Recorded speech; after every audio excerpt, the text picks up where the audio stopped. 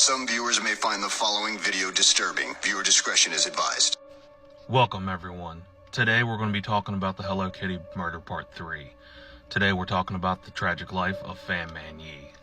When we last left off, we talked about how Chan Man Lok would make one of his regular visits to Fan Man Yi. The only difference about this visit was right before he would pay and leave her of his services, is after paying, she would actually steal his wallet, which would have about equivalent to 4,000 yen in his wallet, or 500 US dollars, and would quickly hide it in a pile that was adjacent to the other room. And Chan Man Lok would get dressed, not knowing that he had been robbed by the prostitute. Later on that night, Chan Man Lok would actually walk into a 7-Eleven convenience store to purchase a drink, and when he would reach around in his back pocket to get his wallet out, he realized his wallet was missing and began panicking as he did not know where his wallet had been, thinking that maybe it fell out of his pocket. And he started retracing his steps and realized that the last known place he had his wallet was when he had visited Fan Man Yi, and quickly his panic would slowly turn to rage. The enraged 33-year-old Triad member would begin storming out of the 7-Eleven and making his way over to the brothel that he had just left just 30 minutes prior. He would actually walk past the line of people that were waiting to get in, often shoving or knocking them out of the way, and making his way into the dimly lit red light hallway where he had just walked out from. And he would walk up to the door of Fan Man Yi, where he began knocking and beating the door repeatedly, screaming for Fan Man Yi to open the door. Fan Man Yi would be cowering in her bed, too afraid to even open the door, and Chan Man Lok would scream that if she did not open the door, that he would just completely rip the door off its hinges, to where a very frightened Fan Man Yi would slowly begin opening the door. And when she started cracking open the door, Chan Man Lok would kick the door open, knocking it open, grabbing Fan Man Yi by her shirt collar and lifting her up face to face, ushering only 2 words: wallet now. Fan Man Yi would hand the wallet, and Chan Man Lok would count all of the yen that he had in the wallet and realize that she had not spent any of the 4,000 yen. But what was even worse was he would demand that not only she pay back 4,000 yen that was originally in his wallet, even though she had not spent it, but also pay an additional 6,000 yen. Altogether about 1,200 US dollars. Fan Man Yi would begin begging with Chan Man Lok and begging for her to be forgiven by him, and would start explaining that the only reason she did was because of the circumstances and that she had a son to provide for, and really started ushering her plight to where Chan Man Lok would not give her any kind of leniency whatsoever, and would say that he would give her a week to pay back the 10,000 yen that she owed, and would walk out the door. A week would go by, and Chan Man Lok would return to the room that he was at a week prior, and only to find that not only was Fan Man Yi not there, her room was completely deserted, and she was nowhere to be found. It's at this point that Chan Man Lok would get a white van and start patrolling the seedy red light districts of Hong Kong, driving on a nightly basis, looking for the woman that had once attempted to rob him. It was fair after a few nights that he had realized that he couldn't find her by himself, so he would recruit a few associates, or henchmen if you will.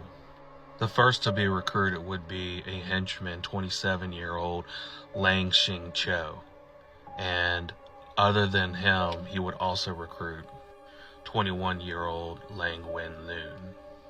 The 3 would get in their van and on a regular nightly basis would meticulously spend each night driving up and down all the areas of Hong Kong looking for the prostitute that had ran away, but to no avail. Eventually, Lok would contact the other 2 henchmen and tell them that they needed to recruit more people to help find her. It's at this point that the 3 men would then recruit 13-year-old Ah Fong, the girl from the beginning of our story. In a way, Ah Fong would be just as much of a victim as Fan Man Yi, but she's definitely not someone that is deserving any kind of sympathy whatsoever. I'm just going to make a little side note here that not much information is given about Ah Fong in the sources that I've looked at with this story. And I think this is due in part because of her age. But it is said that leading up to her association with the three men, that she ran into a lot of issues with her parents, where her entire family would have a lot of screaming matches. And if she wasn't regularly screaming at her family, she was often in trouble with the law, with petty criminality.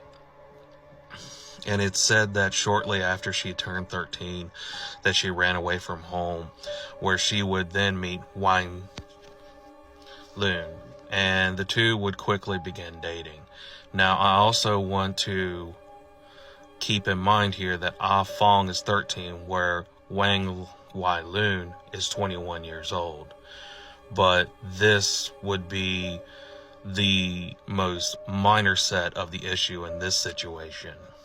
Not only was she dating Lun, who was 21, but the other two men, Cho and Locke, would regularly groom her. And when they weren't doing drugs with the 13-year-old, they were not only using her for their own dark desires, but they were also pimping her out as a prostitute as well. But regardless of how disgusting this may be, Ah Fong is definitely not someone that should seek sympathy, as you'll soon find out she's just as dark and sadistic as her three associates. And so the four associates would every night get into this white van and search for Fan Man Yi. And eventually they would unfortunately find her in March of 1999. They would very casually be driving and not even begin looking for her, and would actually pass her by on a street corner. They wouldn't even try to formulate a plan or anything. It is said that as soon as they spotted her, that the van would make a complete U-turn over to the street corner that she was at, and they would stop right in front of her, where two of the men would hop out and they would grab Fan Man Yi and then throw her in the van and begin driving down to 31 Granville Road.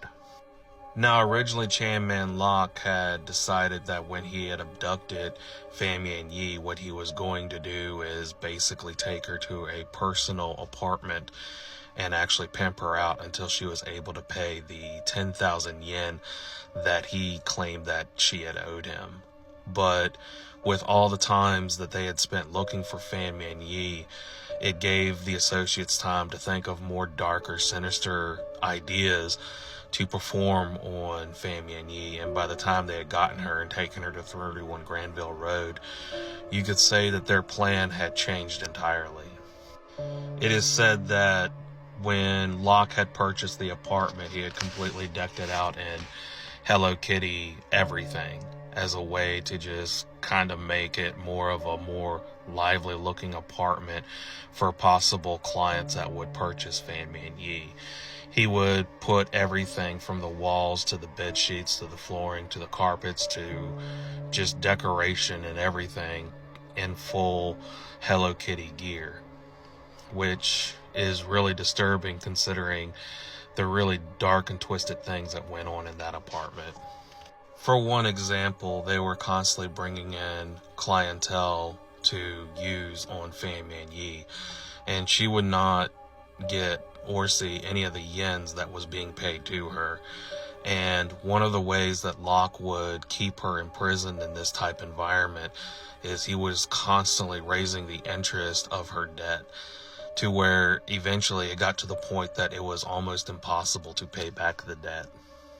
And one of those ways is they would set a quota on each day for Fan Man Yi to acquire by the end of the day. And if she had not made so much money in a day's time, the three people would regularly take turns beating her, sometimes to the point of unconsciousness. It's said that a lot of times through this beating, she would be so bruised and battered that actual potential clients would actually refuse to require her services, to where she would not be making money, to which part she would be getting beaten a lot more.